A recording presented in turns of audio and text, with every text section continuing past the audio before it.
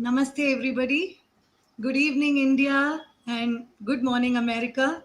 Welcome to Heritage Utsav Day 5. It's been a lovely journey so far, connecting back to our roots every day, be it via discussions amongst eminent Indians, stories of Jawans, exploring the math and science behind Indian calendar, and so much more. So, why are we doing all this from Gurukul? We are celebrating 100 videos of But Why 100, a very interesting YouTube series where curious questions of children, kids and teens were answered by experts from various fields. Raj Vedam ji, who is joining us today, was also one of our experts who took out time to explain to these young minds some very key concepts from Indian history and civilization. Thank you for that, Raj Vedam ji. To me Namaste. personally, it's like a yes, please. Namaste. Thank you for inviting me over, Radhaji. It's a real pleasure to be here. Thank you. To me personally, Rajvedam ji, it's like a fangirl moment today. I told you this earlier also because I have attended all of Rajji's talks, be it in Chennai or on other platforms online since the last 3-4 years. And it's personally very overwhelming for me and very, very happy to welcome you to the Heritage Utsav. Thank you so much for agreeing to be on air with us today. Before going in, let's take a quick look at the But Why 100 journey that we've had so far.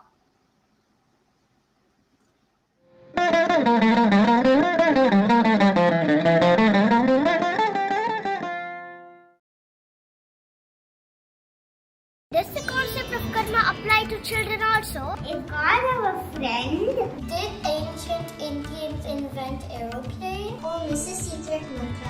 How come everyone is telling me? Should one be vegetarian to practice yoga? I'm a Hindu. My friend Anja is a Muslim. Why? Why do we do Pradakshana clockwise? Did kings give harsher punishment?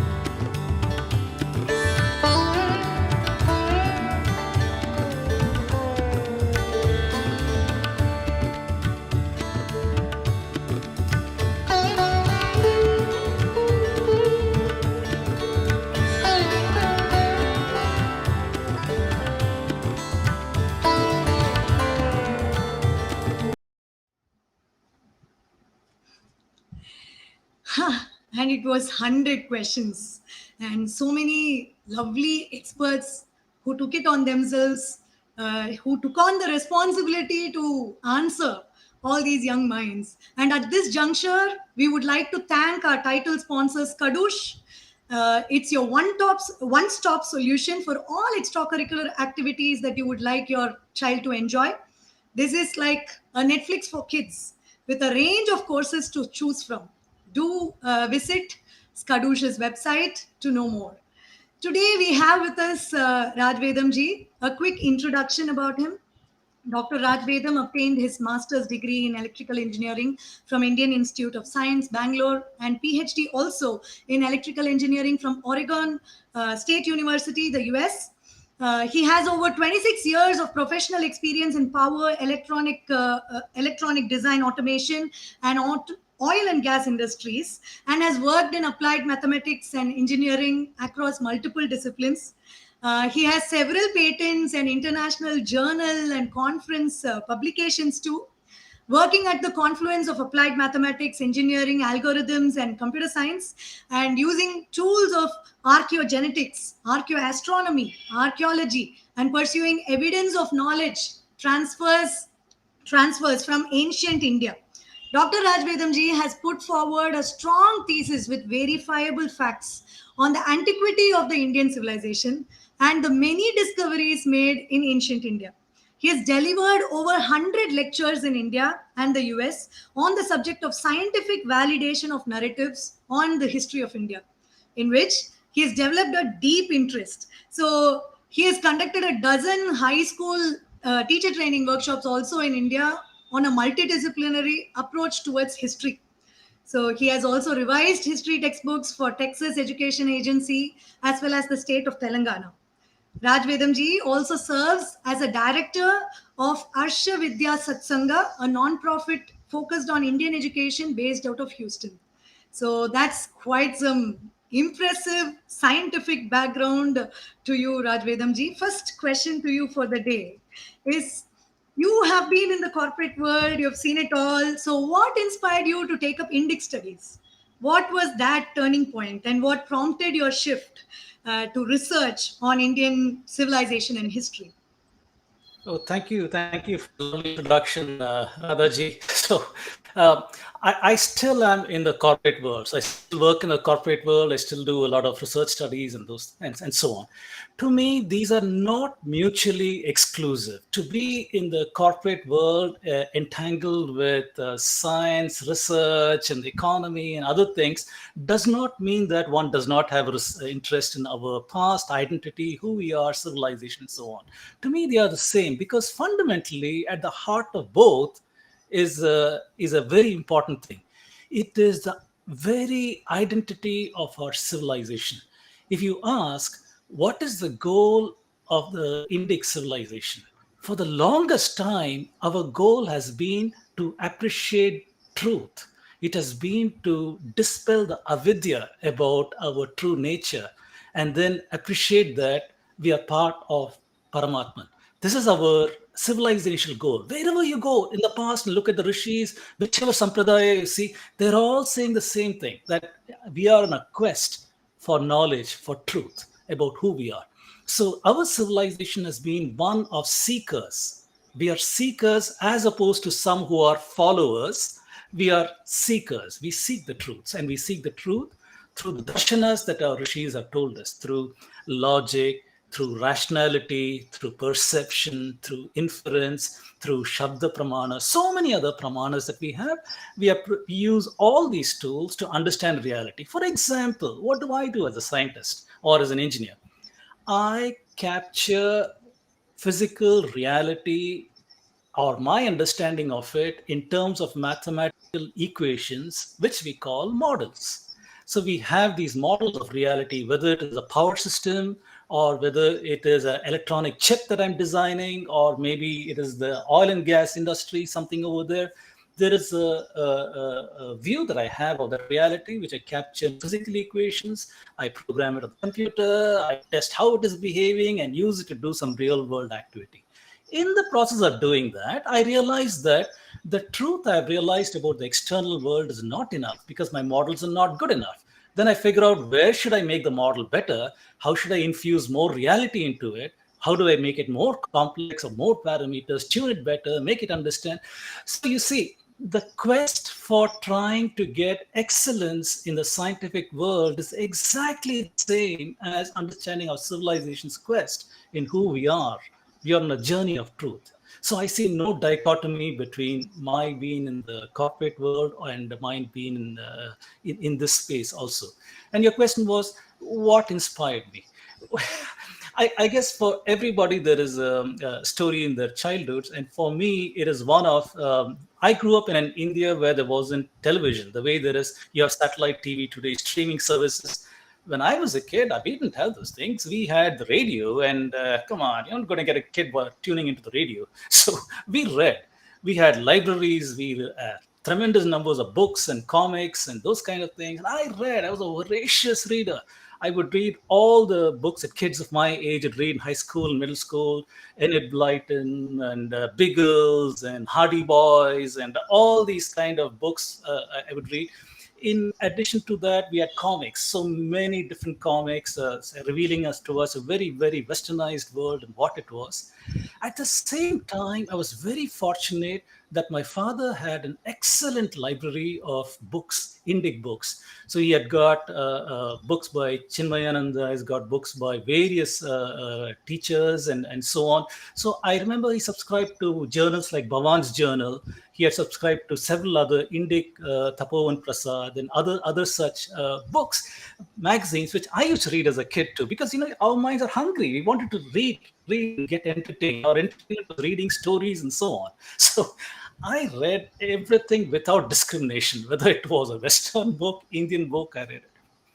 In the process of reading books like Rajagopalchari's books and K.M. Munshi's books on Mahabharata, Ramayana, and these things, and in the process of sitting in the classroom, and I studied in Christian institutions all my life, and listening to the kind of activities over there, I always felt there is something more to our civilization they're not talking about here, whether it's in our history classes or so on. I knew there is something more. And around my high school times, when Amidst was very popular too, and that too infused us with a lot of history from the other side. So from the very beginning, Radhaji, I think I've been interested in history. I've been interested in the fact that our civilization has more than what they're letting us know in the classroom. So that inquiry has always been there. And the real aha moment came when I went to Oregon State. Although I went to the US in 1990 or so, I experienced culture shock. Although I came from cosmopolitan Bangalore, very westernized, and understood the US perfectly, I experienced culture shock when I traveled around in New York and I traveled around in California and other places and said, what on earth? How is this civilization where it is and why are we where we are? And that led me to the Oregon State Library, where they had a huge collection of books on India. I must have read every single book on their shelf, whether it was a commie book or whether it was an Indic book or a Western book or whatever. I read it without discrimination. And my roommate, those days I remember, he used to tell me, Raj, have you come here to do a PhD in electrical engineering or India studies?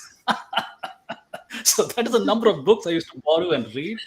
Eventually, I got to learn that there are several narratives on Indian history and identity. There's a motivated narrative from the Westerners, there's a motivated narrative from the Marxists, and there's an internal narrative from Indic people. I could start seeing these patterns, and pretty soon it was clear to me that there are several forces at work.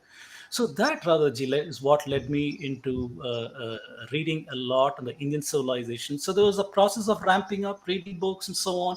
Google came along. Google was a huge blessing for many of us because all of a sudden we got books and papers that we could have had access to, and learning ramped up tremendously after that. And maybe around in the after 2010 or so, I met my very good friend, Dr. J. Kumar Srinivasan in Houston when I moved in over here. And I told him, look, there's so much in history I'd like to talk about, but there doesn't appear to be a forum where we can get this out. At the time, YouTube wasn't taking, I don't think there was YouTube at that time. So he said, why don't we start an organization here? And then why don't we start giving talks and such things to small groups and so on?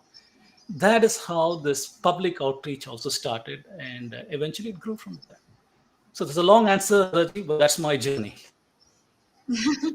But very interesting one, especially because not everybody gets to combine their passion and profession, because that is what our scriptures say, right? For a balanced life, when your passion, your swadharma becomes your profession, then nothing like it, and you have got it all. You might have gone there for some other purpose, but you found your true purpose, your inner calling there. So that's quite a story. So talking about like what led you there, I'm going to go back in history, way back, saying let's talk about the Vedic times. So when we go back to the Vedic times, geographically, was it confined to any particular part of India, or was it well spread all across India?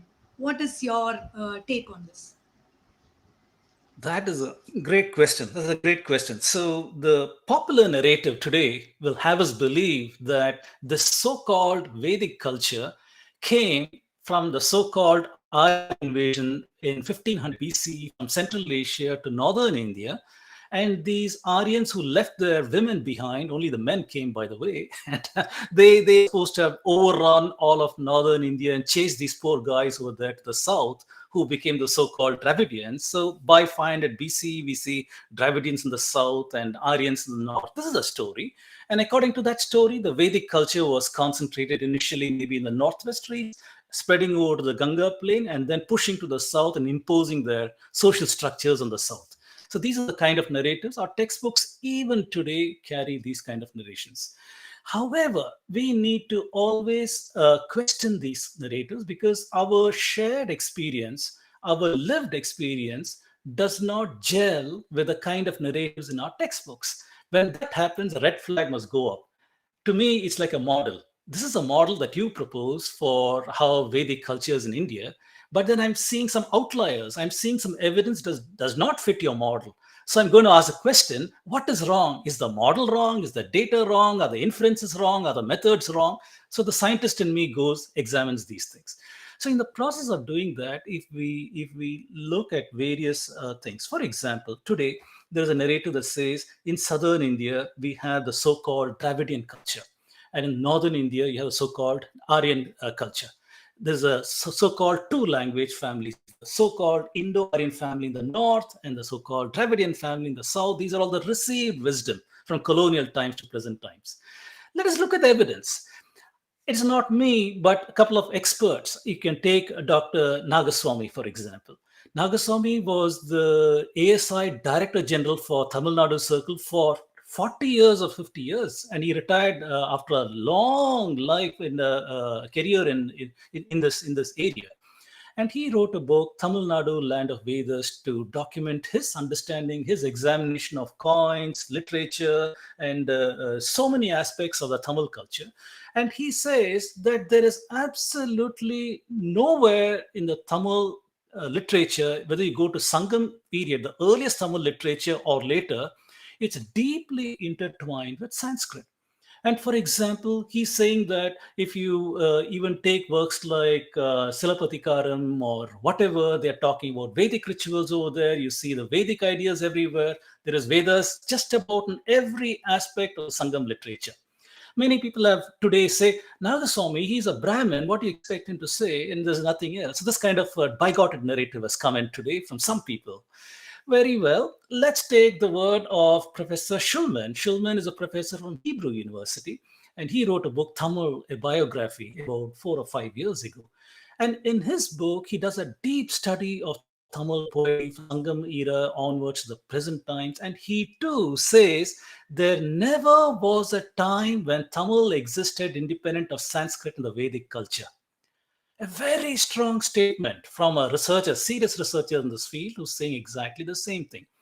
Very recently, my very good friend, Dr. Kanikeshwaran, he came out with a documentary called Yoga Darshan. I recommend people to see it on YouTube. Yoga Darshan, beautiful documentary. There, Kanix has shown the impact of yoga from various parts of India. And in doing so, he's also focused on southern India, in particular the Tirumandiram. From the Tirumandiram, he's taken aspects and he's shown how in any part of India, whether south, north, wherever you go, you find yoga. In the south, he's taken instances, like I said, and he's shown the impact of yoga. What is yoga? Yoga, if you go to Patanjali's Yoga Sutra, it starts there, says cessation of mind is the first activity, and so on and so forth. So it's talking entirely about dispelling avidya and understanding the true nature. This is Vedic. So you find evidence of that everywhere in southern India, northern, eastern, and so on. Let me go to the archaeological evidence. When the tsunami hit in southern India way back 2004 or so, it uncovered a brick temple in Mahabalipuram. So the archaeologists who studied that, they said this temple can be dated around 2200 BCE. And by the way, it's a temple. So which means there is a Vedic culture that existed in that area at least by 200 BCE. Additionally, if you look at Adichanallur is a place with very rich archaeological finds in Tamil Nadu. If you go there, the Britishers have documented their findings, and among their findings are they find these burials of people in urns. And one of the burials, they found a stone image of Ganapati. Of course, they said that it is a later burials, not a later earlier one. The earlier burials go to 2000 BCE, 2500 BCE. In one of the earliest ones, they also found a trident. A trident is associated with Shiva. So we are finding wherever we go in India, there is evidence of Vedic practice spread throughout. We do not see evidence of an invasion. We do not see that 1500 BC somebody has come in and moved into India and the Aryans pushed the Dravidians to the south in 500 BC or so. We do not see that evidence. Today we are finding Kuradi, we are finding urban culture over there. And the carbon dating from around 3 meters depth is showing around 600 BCE as a time. Although they have excavated until 4.5 meters, they found material evidence. So it could be much more ancient than that. What does that tell us? It tells us that in southern India, we already had civilization going back to ancient times. If you look at the work of Professor Ramaswamy from Bharatidas University, he published a paper last year, I believe, in 2020 August, and he's talking about his work at Pumpuhar. Pumpuhar is on the east coast of India, Tamil Nadu. It is supposedly the capital of the Chola Empire, not the capital, the port city of the Chola Empire for the long time. He's saying that city was relocated about 7 times in history because of submergence events.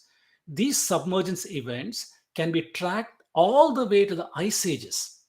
The late glacial maximum of 18,000 years ago locked up most of the Earth's water in ice, and sea level was 125 meters, mind you, lower than where it is today.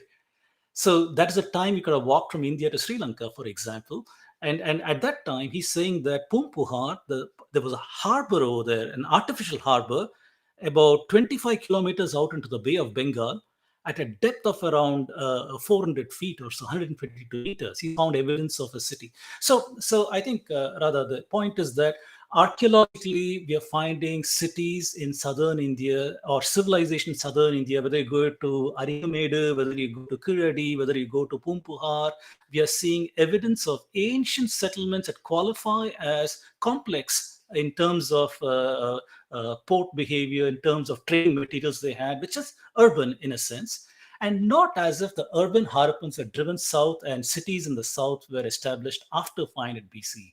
That is a wrong inference and assertion. We are finding south was settled much earlier.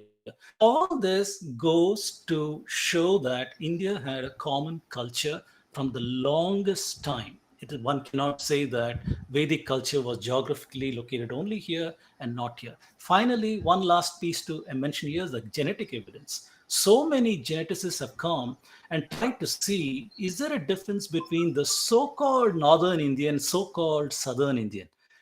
So many studies have used some measure called FST, fixation index. So that mathematical measure takes, let's say, genetics of a couple of people and sees at various locations, trying to see the distance between this genome and this genome.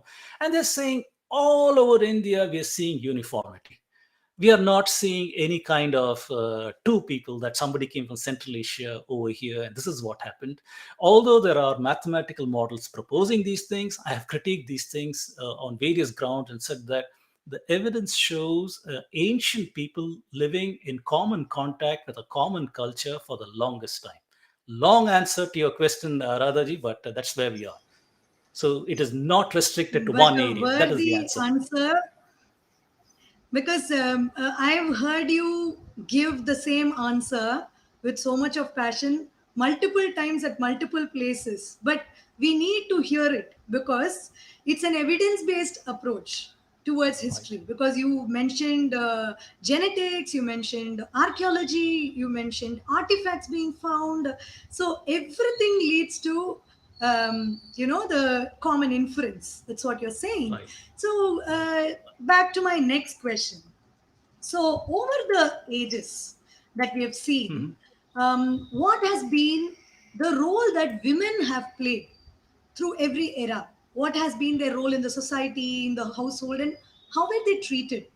right from ancient ages to medieval history, contemporary history. What is your take? Right, right. So the question is a strange one. It's relevant, but it is strange.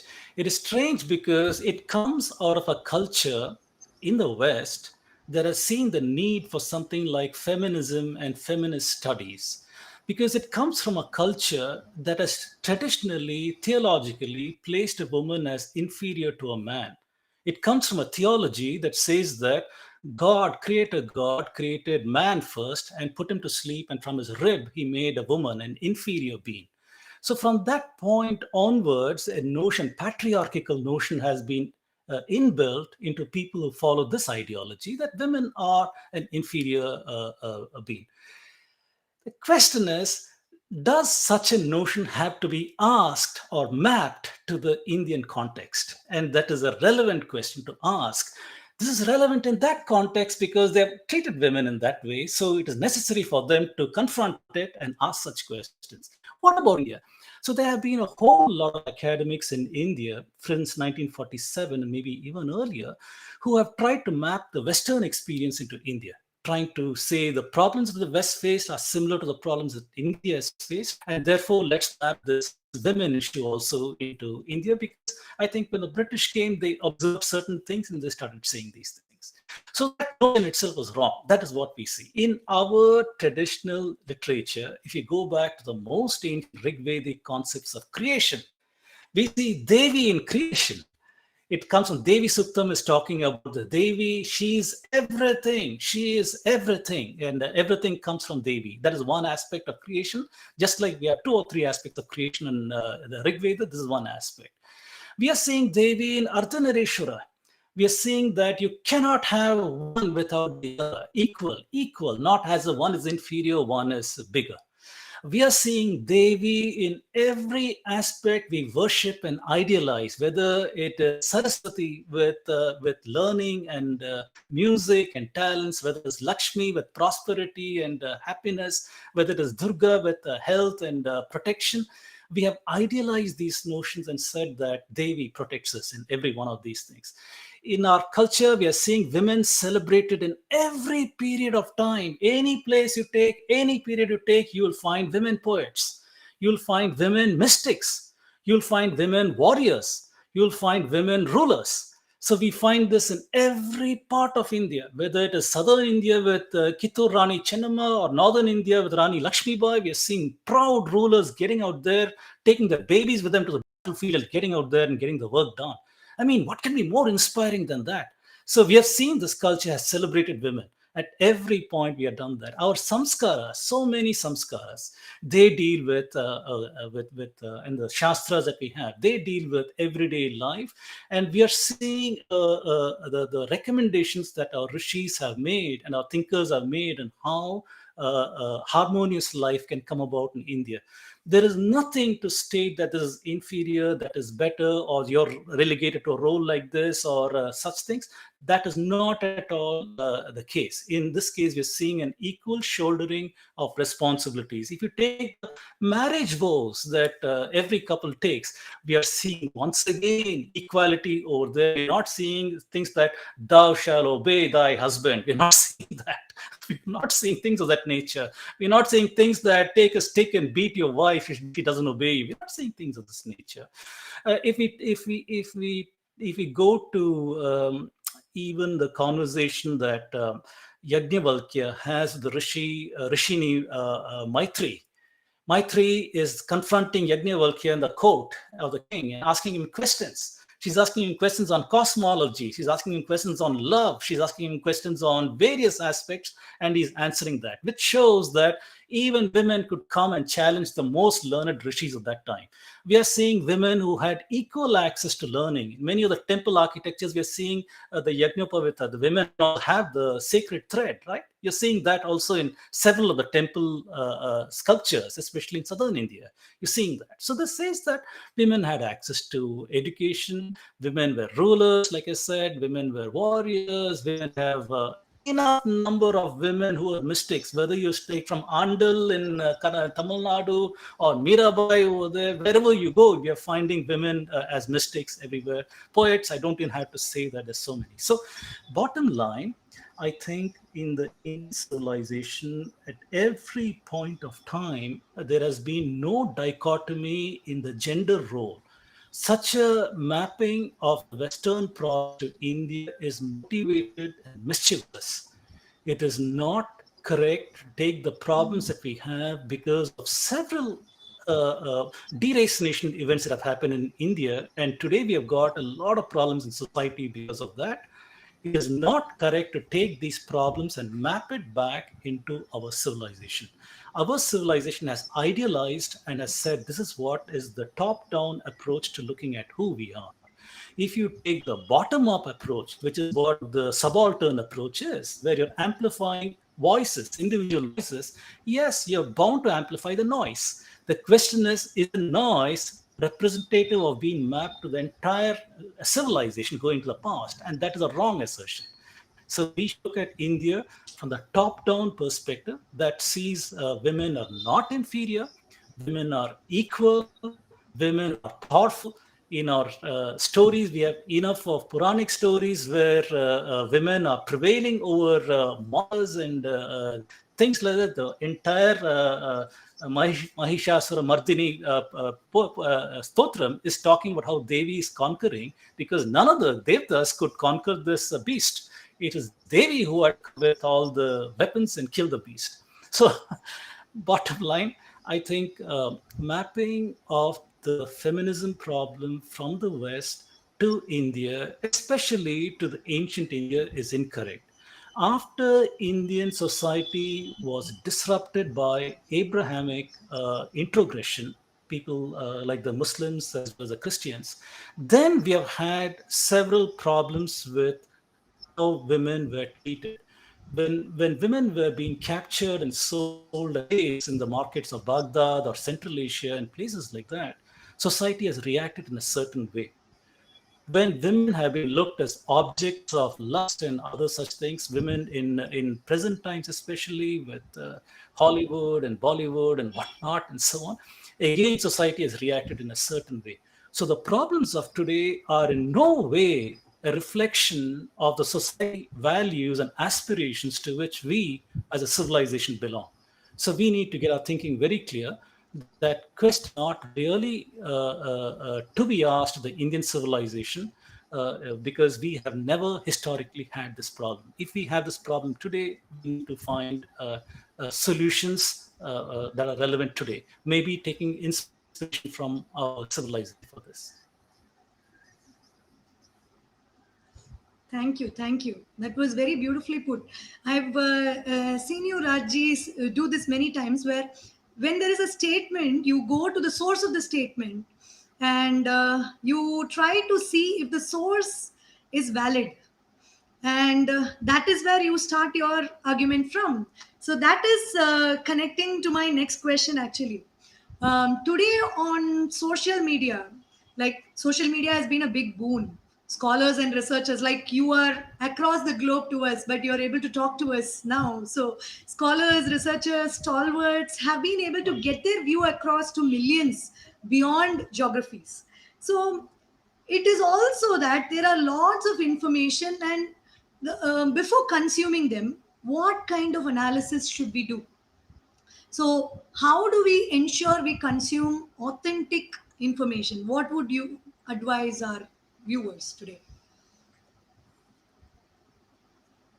That's a good question again. That's a good question. So this goes back to what I was saying that when I discovered the library at Oregon State University, I had access to hundreds of books, but I had no way of saying which books are important, which are not important.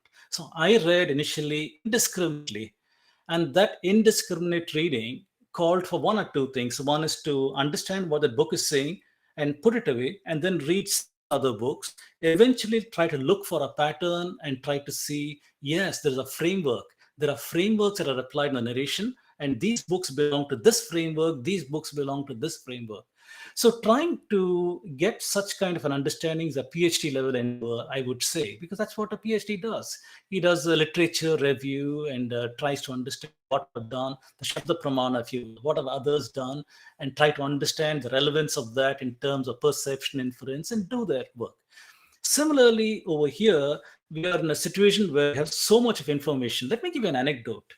So when I was at Indian Institute of Science, and that is when I started my research work and so on. So we'd have to go to the library, we get a journal, and I check out the journal for a couple of hours and take it to the photocopy center, copy that paper, and take it back to my hostel room, and I would review it there. So I remember having asked my professor, who did his PhD in 1950s and 1960s, I asked him, how do you do your research work in those days? Because there's no photocopy machines or anything. What did you do? He said, Raj, we had very few journals. I think he studied at Liverpool, and he said we had very few journals, and we would read those few papers in the library. I'd go in the morning, sit there, write down, take notes, copious notes, take tracing paper and trace out all the graphs on it, laboriously take notes and do things. We didn't have this luxury that you have. Then today, I'm looking at the researchers who are saying with Google, they're able to get any research report from any research lab, anywhere, use email, get papers, do that work. So you have a different problem. You have tons of resources for knowledge, but your job is now one of discrimination, viveka. You need to now know what is relevant, what is not relevant, where is noise, where is reality. So this is the problem that you face today. So developing the viveka is not easy. Typically, this is why people say you need a guru. You need a guru to help you, a teacher, acharya, guru. Today, this is what we had to say. Everybody's not a guru, so you need either a teacher, acharya, or a guru to help you to figure out what to read, what not to read, and so on. If you don't do that, and if you have time on your side, then maybe you should read more and then try to appreciate the frameworks and then try to figure out reality for yourself. This kind of hard-earned approach to knowledge, in my perspective, is more advantageous because you've seen the other side also. You've seen the other side, you've seen the mistakes, you've learned the hard way, you'll remember it for a longer time. If somebody tells you just read these papers, you might not appreciate what is on that side. So I think looking at today's social media, looking at today's so much of accessibility of knowledge, one would have to try to see who are the correct thought leaders over here. Who are the thought leaders who you can rely on? Again, each of us have got some ideals and principles, right? So sometimes you see a thought leader who's done some great work, but then you see some of them on social media, you say, oh my goodness, is not, the shine is gone, if you will, because there is something that is lacking in this person. Again, if we are mature enough to separate out the personality from the research and take the research, I think then too you might benefit. Then finally, Radhaji, I am of the philosophy that the truth is out there, but knowing the truth is incredibly difficult because there's only one truth and there is Paramatman, philosophically. And none of us can claim to have known that. It is our civilization's quest, it is our individual quest, but across lifetimes with our karma phala, hopefully we understand what that Brahman is, but then we don't. Until such time, each of us is carrying a mix of truths and untruths in our heads. You see that the avidya that we have are the untruths that we have, and sometimes expressing as reality, but this is the aspect that we need to sift our understanding, saying this is true, that is not true. That kind of a thing needs to happen, and that will happen with knowledge. So it's an unfortunate reality that in social media you have so much of noise. When you try to take some information from that and make it part of your own journey, one has got to be super careful. That's all I can say.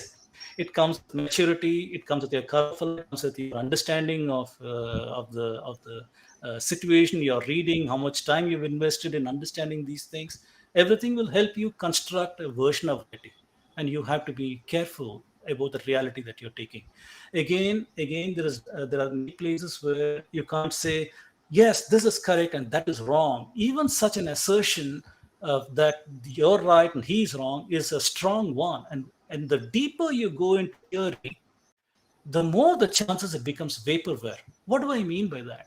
For example, I, as an electrical engineer, we have a fundamental law called Ohm's law. This is the first thing electrical engineer learns, that E equal to current times resistance. This is what you learn. And we find that, yeah, in the lab, I can go and measure it and seems to more or less behave that way and so on. But the deeper you go into the atomic structure, into the quantum structure, you find these break down. You find these things are no longer relevant. You heat up this material, the resistance has changed, something else happened, and V equal to IR no longer holds at a very, very quantum state, so on and so forth. What does it mean? It means that our darshana, our aspect of that reality has changed. The model has changed. It's a different model. The model that I used for this purpose is no longer valid. One has got to go to a different model. One has got to understand what the better model is, where the theory breaks down and build a. This is the engineering that I'm talking about here, right? But the same thing is true even in reality, in life. Initially, when we have no idea about, let's say, Sanatan Dharma, I had no idea about it because I grew up in a secular household and a secular learning, no idea. So initially, you perhaps listen to a YouTube talk, you read a little something over there, you make it part of your journey. You say, this is what I understand is my purpose of my life. Eventually, you find it breaks down. Somebody will challenge you. Maybe a missionary in the road will challenge you and ask you, okay, what is this? This is what my God says. You see, it fails over here. Then you say, oh, yeah, my theory is breaking down over here. Then you go back to the library or an acharya or guru and try to get an answer to that. And you have a better model, better understanding. So this is what I meant, Radhaji. We are a baggage of truths, inverted quotes, and untruths. And our journey through life is to dispel this avidya and try to figure out who we are and what is reality. I'm sorry, I'm connecting it back to philosophy, but that's who I am. No. This is the third time in this interview you're mentioning the word avidya and the necessity to keep it away, and that being the ultimate goal. So, if a scientist is saying that, we have to think about that, right? So, I understand from your answer, sir, that seeking is a continuous journey, and we cannot give up saying, okay, there is too much information, so I'm not going to seek. So that is not the solution. But like you said, as we seek, we learn different perspectives, different darshanas, and going forth, maybe we'll be having a better lens then than now. So it's a comparative intelligence that we will have. Yes. There are some questions from the viewers. In fact, Radhaji,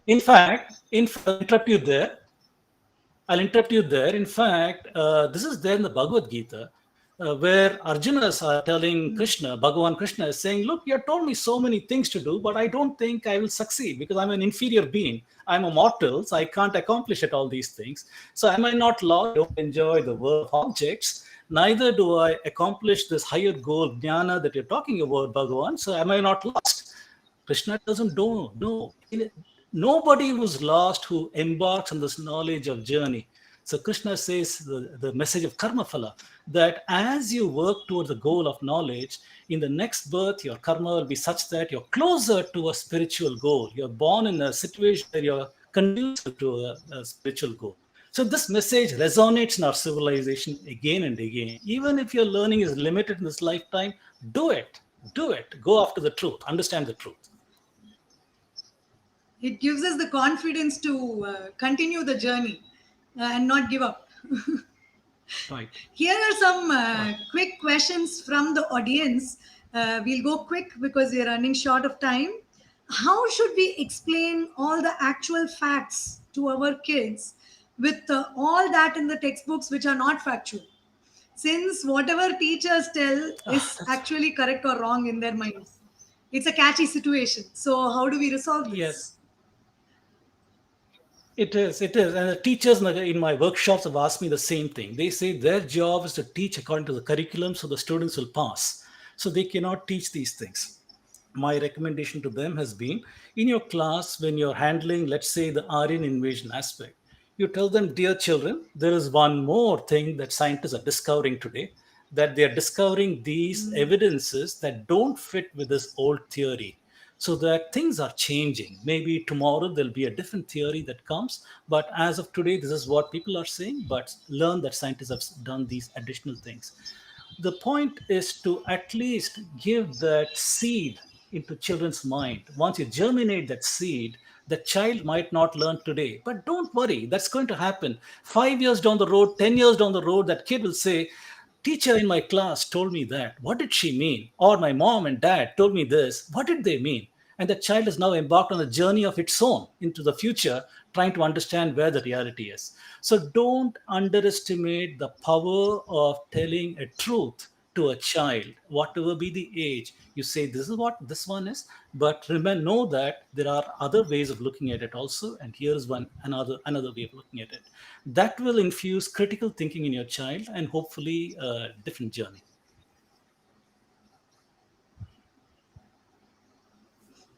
That's right.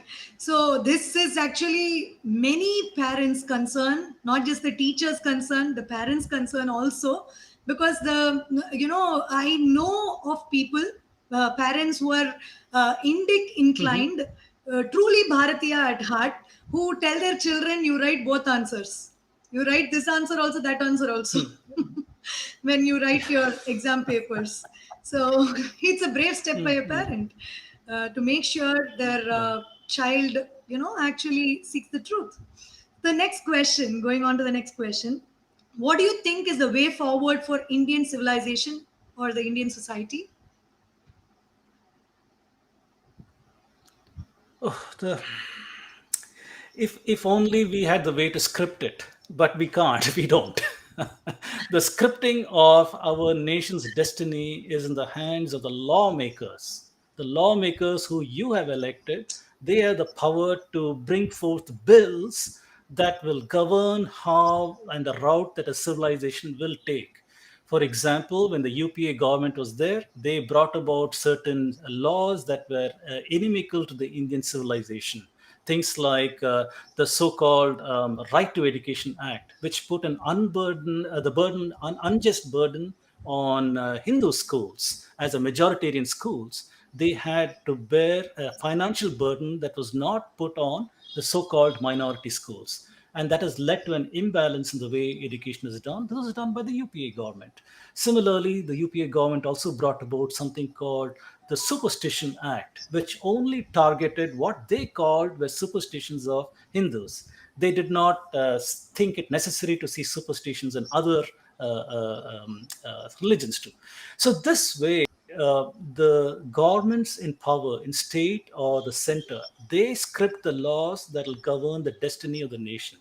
But then we can have an intellectual understanding that is independent of what the government is doing.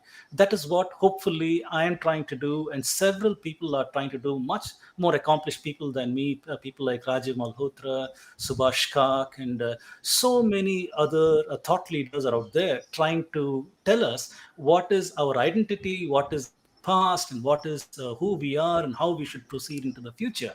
So they are trying to lay out the path in the past, what the present identity is, and what the future trends are, either technological or intellectual or military or economic, what the problems in the future are, how we should address those things. So the children today who are listening to this and the young adults who are listening to this, remember, you're the leaders of tomorrow. So if you are enlightened, you will not make the mistakes that your elders have making today in the administration and other places. And hopefully you will be in a position to have powerful strategies that are aligned with our civilizational values and take our civilization on a better path than where it is today. Yes, and we need people like you to guide us do that. Like you rightly said, we need people who will critically analyze all of this for us, because if we set out to read the thousands of books that you did, it is going to take us a much longer time. So thank you, Rajji, for being one of those people who's keeping us rooted to the Indic civilization, the right narrative of Indian history. So thanks for that. Now to a very special segment. The final segment of our interview today is going to be a rapid fire round with Raj Vedamji. Yeah. So whatever is top of mind answer to you, please share it with us. So ready, Raj Vedamji? Sure. Do you want big answers or do you want short answers?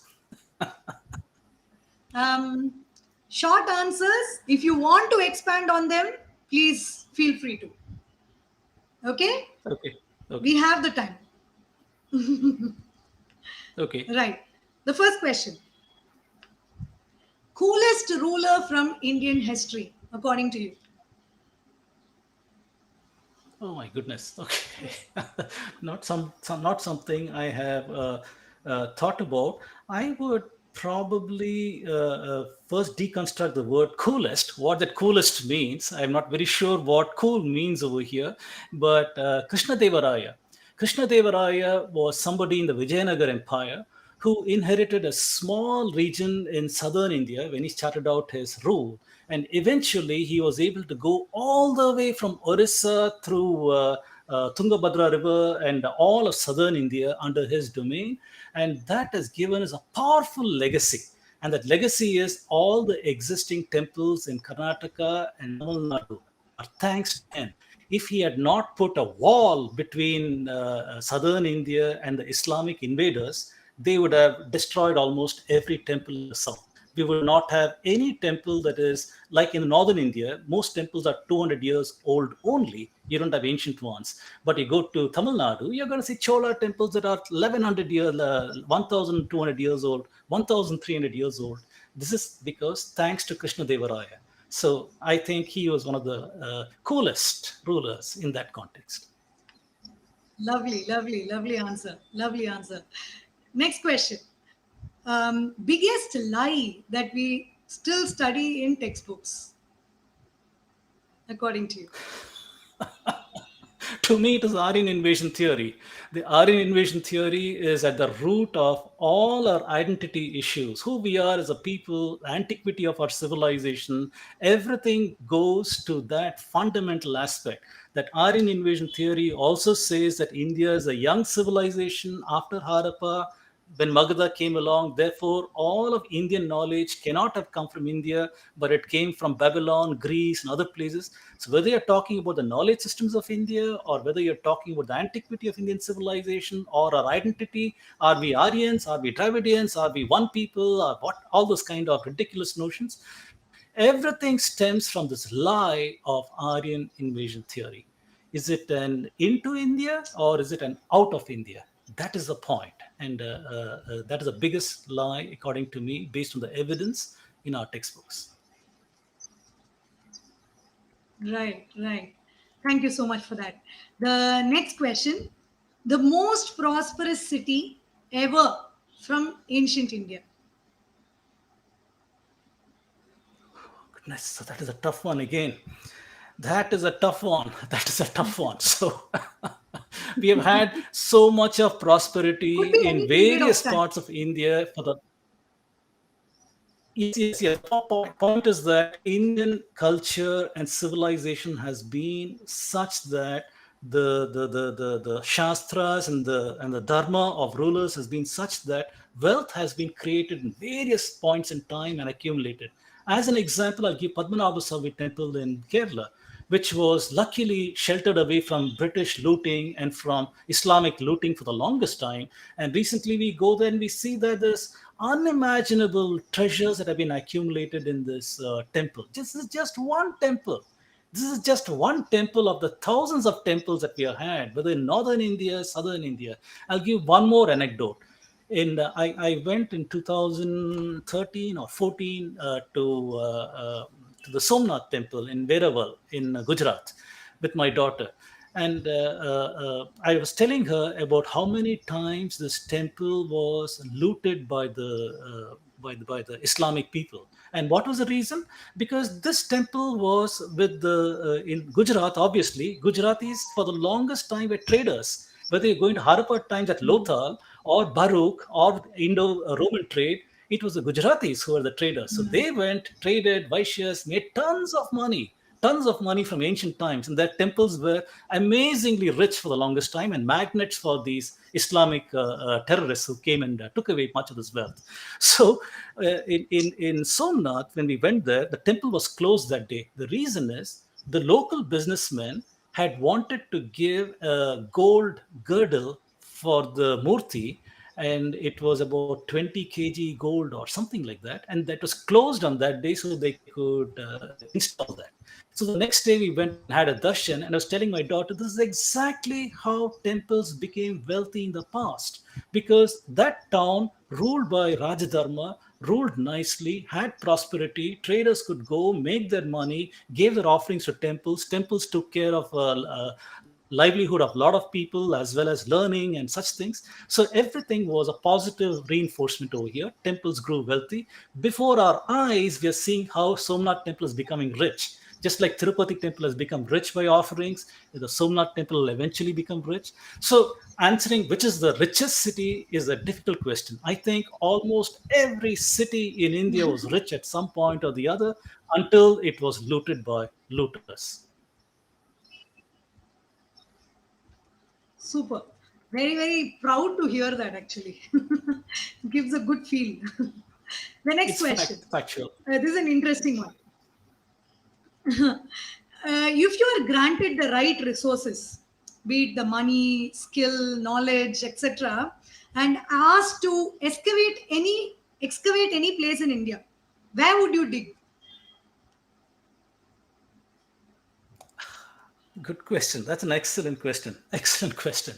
So I would probably invest in submarines. I would invest in divers, people who know diving, as well as underwater archaeology. And I have a few places in mind, not only at Pumpuhar, but also in Dwarka.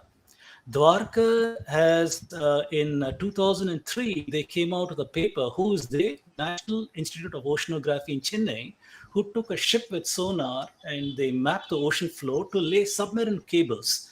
But while doing sonar mapping, they discovered underwater structures 9 kilometers long that looked like a city wall about a certain depth in the ocean. They also found a piece of wood which carbon dated around 9,000 years ago, and so on. And when they published this paper, the UPA got very alarmed because it was like a resurgence of Hindu interest. This is Dwarka, Krishna's Dwarka, and so on. So they did two things. One is they brought a researcher from Assam who's also an underwater archaeologist to shut this chapter once and for all. So he came there and he did some underwater archaeology just about 15 kilometers from the present shoreline. And he wrote a book saying that nothing has been found, there's no such antiquity. And the book was closed, the funding was closed, and funding was poured into Muziris in Kerala instead of continuing to search over here. So I have written a paper, not published it as yet, but saying that if you go back 15,000 years ago, the shoreline would have been approximately about 50 or 90 kilometers outside our present day wherever, if you will. Somewhere, sorry, Dwarka, if you will. It would have been over there because that is where the ocean depth reaches 122 meters. That is where a coastal civilization might have been. So if I had the resources, I'd take these underwater archaeologists and go around both Dwarka area as well as Mahabalipuram area, as well as Pumpuhar area, and take a look at all the underwater artifacts to see what coastal civilizations would have sunk between 18,000 years and up to about 6,000, 7,000 years ago when the water reached a maximum. So between these time frames, how many coastal civilizations were sunken in coastal India? That is a great interest and thoroughly neglected in India. That will establish our prehistory very, very powerfully. Interesting. Very, very interesting. Very, very interesting. Last question. Something you would want to convey to 1 million kids? Never stop asking, but why? Don't stop that. Keep asking questions. The more questions you ask, the more you learn. Asking question is a sign of intelligence. It is a sign that you're not sunk in social media looking at some joke over here, some joke over here, some silly video here, some silly video game here. Your mind is not closed over there. Rather, your mind is asking questions. That is a sign of intelligence. So if you ask me questions, I will love that, saying that this is a really intelligent child who's questioning the world and asking why are things the way they are, that is the first step towards understanding our world and yourself and the truth. So you're on the right path if you're asking questions. You're not on the right path if you don't have questions. Again, I'll take that back. Sometimes children understand so well there is no question. So don't worry. If you don't have questions, also that is fine. That means you've understood the subject matter so well. There is no need to ask questions. Sometimes you might feel shy to ask questions in classroom or so on. Go and ask your mother. Go and ask your dad. Go and ask your brother or sister or somebody in private, so you don't have to worry about it. So either way, you'll come out a winner. Just make sure you're asking questions, even in your own mind. If you don't ask anybody, have a question in your mind and try to go to the library or the internet, Google, and try to understand the answer to that question. So keep asking questions, either verbally or in your mind, and that way you'll be a winner. Lovely, lovely answer. Because when we ask questions, it shows that we care, and it shows that we want to know more. We can't fall in love with something that we don't know. And the more we get to know about our culture, our heritage, we fall in love with it more and more, and in the process become proud of what we have inherited. We might not have moved a fingernail to do any of these things, but the least that we can do is approach and learn.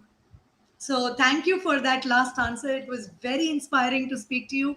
There are lots more questions flowing in, especially on YouTube. So Gurucool will take the responsibility to send you across the additional questions. And once Sir has some time, he will reply to it and we will send it across to all of you. Thank you so much. Thank you, audience, who have joined us today. Thank you, Raj Vedam ji, for giving your time. It is morning, Thank your you. place. Still, you made time for us. Thank you so much. It's always a pleasure to associate with you because it's very positive and inspiring to hear you every time. This being said, like I've been following you for the last 3-4 years, and I have a lot of mindset changes. I have a lot of perspectives turned around by becoming a lifetime learner because of you. So thanks a lot for that. And to all of you who've been part of the Heritage Utsav, thank you so much. Please continue to follow us. Tomorrow we have a very interesting program called Tolpava Kooth. So Tolpava Kooth is like a puppetry program that is ancient Indic puppetry that is going to be happening. And it's a beautiful show. I want all of you to please come in and join us. And the person who is performing this has been, he belongs to a family who've been practicing this generation after generation. So we'll hear him speak as well. He's from Kerala. And after that, we have a beautiful session. Yes, 13 generations. They've been keeping the art form safe. And they're going to share that with us. And we should be there to see them. And with Chitra Madhavanji, we have a session after that the next day. And that will be on stories behind, temples and architecture and beautiful things related to them. And the next one, the last day, the grand finale is with Srimati Vishaka Hariji, and she needs no introduction. She is going to be interviewed by Charanya, and she will talk about how Harikatha is relevant to today and what is it that we can take away from it. So please join us for the other days of the Heritage Utsav as well. Thank you so much for joining us today. Thank you, Raj Vedam ji. And we finish Thank here. you. Thank you. Namaste. Hari Om. Hari Om. Namaste.